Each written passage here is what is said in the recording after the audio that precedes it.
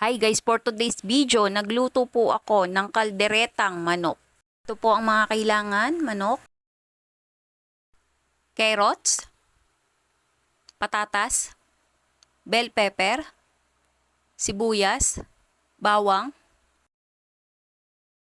toyo, paminta, konting pampalasa, tomato sauce, peanut butter at keso, liver spread. Una guys, ang atin pong manok ay ating imamarinate. Lagyan ng toyo, paminta, pampalasa. Hinalo ko po muna ito.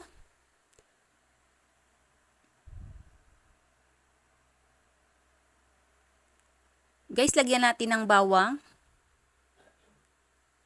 at sibuyas. Haluin po itong mabuti guys. At ngayon naman guys ay iluluto na po natin sa atin pong malinis na kawali. Hayaan po muna natin yung kumulo at takluban po.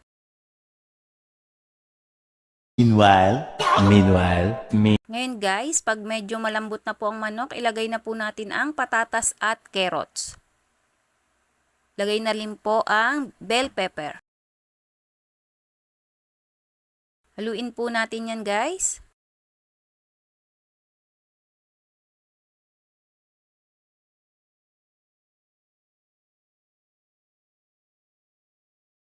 At takluban po ulit.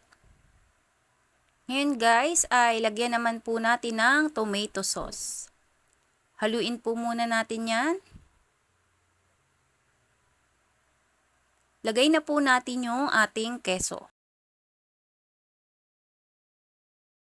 Lagyan na po ng peanut butter.